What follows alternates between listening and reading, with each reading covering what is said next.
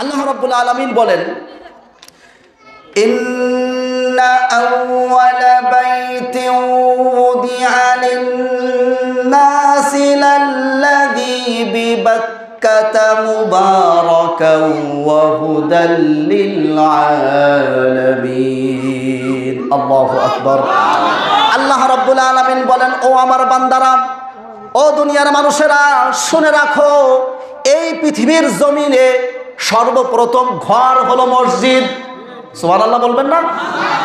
কোনো মানুষের বাড়ি নাই, কোনো মানুষের প্রাসাদ সর্বপ্রথম তৈরি হয় নাই, কোনো মানুষ বালাখানা, কোনো মানুষ কোনো কিছু তৈরি করে নাই। সর্বপ্রথম পৃথিবীর মধ্যে তৈরি হয়েছে মসজিদ। সুবহানাল্লাহ। আল্লাহ রাব্বুল আলামিন তাও বলে দিলেন, মসজিদটা কোন শহরে জানো নাকি? মসজিদটা হলো মক্কা নগরীতে। সুবহানাল্লাহ। আল্লাহ বলেন, ইন্না আউওয়ালা বাইতিন উদিআ লিন-নাস, সর্বপ্রথম এই জমিনে মসজিদ সৃষ্টি করা হয়েছে সর্বপ্রথম বিবাক্কাতা, বাক্কা শহরে। এই মক্কা শহর, আজকে আমরা যে শহরে হজ উমরা করতে এত আগ্রহ ভরে যাই, এই শহরের নাম মক্কা ছিল না। এই মক্কার আগে শহরের নাম ছিল বাক্কা। সুবহানাল্লাহ। তাহলে আমরা আজকে একটা এলেম, একটা জ্ঞান শিখলাম। সর্বপ্রথম জমিনে কি প্রতিষ্ঠিত হয়েছে? কোনো ঘর, কোনো বাড়ি, কোনো গাছ, কোনো পালা না। ইতিহাসবিদ লেখেন, পৃথিবীতে কিচ্ছু ছিল না, এই স্থলভাগ ছিল না, এই স্থলভাগ ছিল না, পৃথিবী ছিল পানি আর পানি। আল্লাহ রাব্বুল আলামিন সূরা আম্বিয়াতে এই কথা বলেন। এটাকে বলা হয় বিজ্ঞানের ভাষায় বিগ ব্যাং থিওরি। আপনারা যারা পড়ালেখা করেছেন তারা জানবেন। স্টিফেন হকিং এই থিওরি আবিষ্কার করে যে পৃথিবীতে কিচ্ছু ছিল না এক সময়। এই জমিন, যে জমিনের উপরে স্থিরভাবে আমরা দাঁড়ায় আছি, এই জমিন এক সময় ছিল না পৃথিবীতে। আল্লাহ রাব্বুল আলামিন তার আদেশ কুন ফায়াকুনের মাধ্যমে এই পানির উপরে আল্লাহ রাব্বুল আলামিন গাজা সৃষ্টি করলেন, ফেনা সৃষ্টি করলেন। ফেনাগুলো একত্রিত হলো, এই ফেনাগুলো একত্রিত হয়ে জমিন সৃষ্টি হলো। সেই জমিনটা কোন জমিন জানেন নাকি? না না, সেই জমিনটা হলো আরশে আজিমের ছায়ায় বাইতুল মামুর, সপ্তম আসমানের উপরে একটা মসজিদ আছে, নাম হলো বাইতুল মামুর। বলেন তো নাম কি? আরো জোরে। কত আসমানে? সপ্তম আসমানে আল্লাহ রাব্বুল আলামিন একটা মসজিদ তৈরি করেছেন, নাম হলো বাইতুল মামুর, ফেরেশতাদের মসজিদ। আল্লাহ রাব্বুল আলামিন ইতিহাসবিদরা লেখেন, এই মসজিদের মধ্যে একসাথে 70,000 ফেরেশতা ইবাদতের জন্য ঢোকে।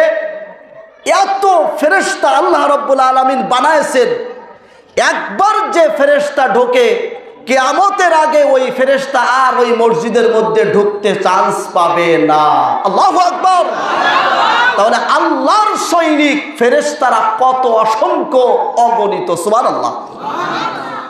আল্লাহ রাব্বুল আলামিন বললেন, শোনো বান্দারা, তোমরা যে কালো ঘরটা দেখতেছো, চতুর্ভুজ আকৃতির 4 কোণা বিশিষ্ট মক্কার নগরীতে, আল্লাহ বললেন এই ঘরটাই সর্বপ্রথম। জামিনের মধ্যে তখন কোনো গাছ ছিল না, তখন কোনো লতা পাতা কিচ্ছু নাই। আল্লাহ রাব্বুল আলামিন ফেরেশতাদের মাধ্যমে প্রথম জমিন যেটা সৃষ্টি হয়, বাইতুল মামুরের সরাসরি সপ্তম আসমানে বাইতুল মামুর। এই বাইতুল মামুরের সরাসরি নিচে সর্বপ্রথম জমিন তৈরি হয়। ওই জমিনের উপরে আল্লাহ রাব্বুল আলামিন একটা মসজিদ তৈরি করে, যে মসজিদটাকে আমরা বাইতুল্লাহ, কাবা ঘর হিসেবে আমরা জানি। ঠিক কিনা জোরে কও।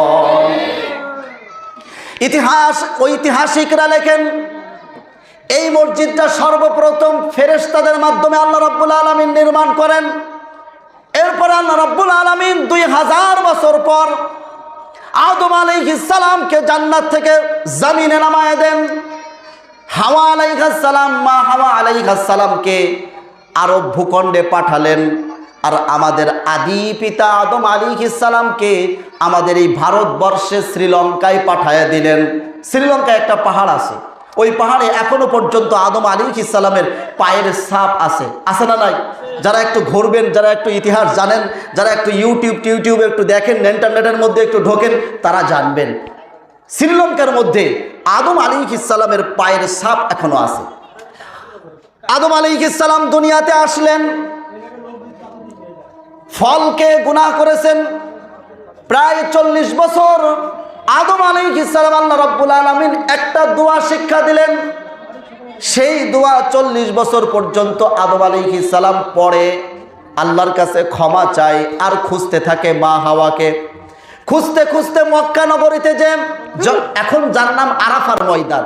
কি ময়দান? আর আপনারা জানেন না আরাফার ময়দান? সেই আরাফার ময়দানে ঐতিহাসিকবিদরা লেখে আরাফা মানে পরিচিত, অর্থাৎ আদম আলাইহিস সালাম আর হাওয়া আলাইহিস সালাম দুইজনের ওই ময়দানে পরিচয় ঘটে, এই জন্য এর নাম আরাফার ময়দান রাখা হয়েছে। সুবহানাল্লাহ। মক্কা নগরীতে দুইজন থাকতে লাগলেন, একটা ইবাদতের জন্য ঘর লাগবে। আল্লাহ রাব্বুল আলামিনের কাছে দুইজন মুনাজাত করলেন, আল্লাহ দুনিয়াতে শুধু আমি আর আপনি ছাড়া আর কেউ নাই, হাওয়া আছে আর আদম আছে আর কেউ নাই, আয় আল্লাহ আমাদের জন্য একটা ঘর ব্যবস্থা করে দেন, যে ঘরের মধ্যে বসে আল্লাহ একান্ত নিবৃতে গোপনে আপনার ইবাদত করব। আল্লাহ বললেন, এর জন্য ঘর আমি আগেই নির্ধারণ করে রেখেছি, সেটা হলো কাবা ঘর। এটা আমি ফেরেশতাদের জন্য বানিয়ে রেখেছি, কিন্তু তোমাকে পুনরায় সংস্কার করতে হবে। কাবা ঘরের দ্বিতীয় সংস্কারক হলো আমাদের আদি পিতা। ঘর বানালেন, আবার সংস্কার করলেন, বহু বছর সেখানে ইবাদত চলতেছে। এরপরে শীস আলাইহিস সালাম, আদম আলাইহিস সালামের পুত্র শীস আলাইহিস সালাম এটাকে পুনর্নির্মাণ করলেন। কাবা ঘরের ইতিহাস বলতেছি। নূহ আলাইহিস সালামের জামানা 950 বছর উনি দাওয়াত দিলেন, কয়েকজন মানুষ ব্যতীত আর কেউ দাওয়াত কবুল করলো না। নূহ আলাইহিস সালাম দোয়া করলেন, আল্লাহ আপনি আযাব দেন। আযাব আসলো, প্লাবন, সমস্ত দুনিয়া প্লাবনে প্লাবিত হয়ে গেল। এই কাবা ঘর তখন ধ্বংস হয়ে গেল।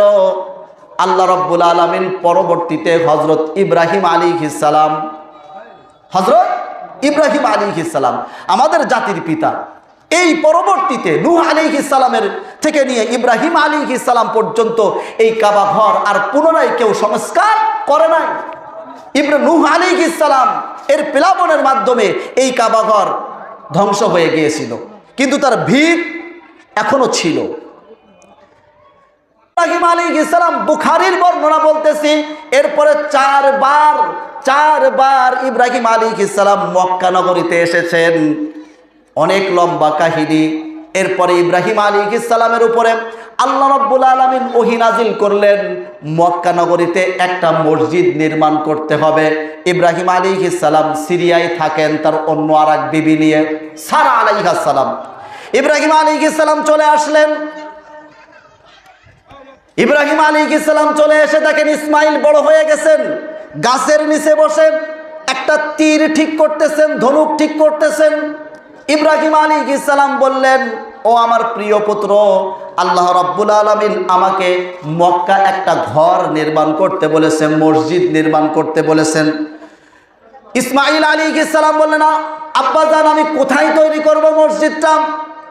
ইব্রাহিম আলাইহিস সালাম বললেন, মসজিদটা পরিপূর্ণ তৈরি করা লাগবে না, বরং এইখানে দুনিয়া সৃষ্টির শুরুতে একটা মসজিদ ছিল, আমরা তার উপরে নির্মাণ করব। এরপরে শুরু হয়ে গেল, ঠিক আছে আব্বা আপনার মত, যা আপনি করবেন আমি রাজি আছি। ইসমাইল আলাইহিস সালাম পাহাড় থেকে পাথর আনতে লাগলেন, ইব্রাহিম আলাইহিস সালাম গাঁথতে লাগলেন। কথা কর, রাজমিস্ত্রির কাজ কে করতেছেন? খলিলুল্লাহ জলিলুল কদর নবী রাজমিস্ত্রির কাজ করেছেন, এই মসজিদ বানাইছেন। আল্লাহু আকবার। আজকেও যারা মসজিদ বানাবে, যদি নিয়ত খালেস থাকে, ইব্রাহিমের সাথে তার হাসর হবে। আল্লাহু আকবার। এই মসজিদ আপনি কি মনে করেছেন? এই ইবাদত ছোট্ট একটা মসজিদকে আপনি কি মনে করেছেন? এই যারাই এই মসজিদকে তৈরি করেছে তারা তো সেই ইব্রাহিমের সুন্নত পালন করেছে। আল্লাহু আকবার। ইব্রাহিম আলাইহিস সালাম তৈরি করতে লাগলেন, আস্তে আস্তে একটু উঁচু হলো মসজিদ, কাবা ঘর একটু উঁচু হলো। এরপরে আর উনি নাগাল পান না, পাথর যে রাখবেন নাগাল পান না। ইসমাইল আলাইহিস সালাম একটা পাথর আনলেন পাহাড় থেকে। এই পাথরটা এমন একটা মুজিজাপূর্ণ পাথর, নিচে রাখলেন। ইব্রাহিম আলাইহিস সালাম ওই পাথরের উপরে উঠলেন। যখনই উঁচু হওয়ার ইচ্ছা হয় পাথরটা উঁচু হয়ে যায়, আবার যদি নিচু হওয়ার ইচ্ছা হয় পাথরটা আপনি আপনি নিচু হয়ে যায়। সুবহানাল্লাহ। এই পাথরটা কাবা ঘরের দরজার ঠিক একটু দূরে এই পাথরটাকে স্থাপন করা হয়েছে, যে কথা কোরআনে কারিমের মধ্যে আল্লাহ তাআলা বলেছেন মাকাম ইব্রাহিম। মাকামে ইব্রাহিম নামে ইব্রাহিম আলাইহিস সালাম যে পাথরের উপরে দাঁড়িয়ে কাবা ঘর নির্মাণ করেছেন, ওই পাথরের উপরে ইব্রাহিম আলাইহিস সালামের পায়ের ছাপ এখনো আছে। যারা হজ এবং উমরা করেছেন এই মাকামে ইব্রাহিমের ওই ইব্রাহিম আলাইহিস সালামের সেই পায়ের ছাপপূর্ণ সেই পাথরটা তারা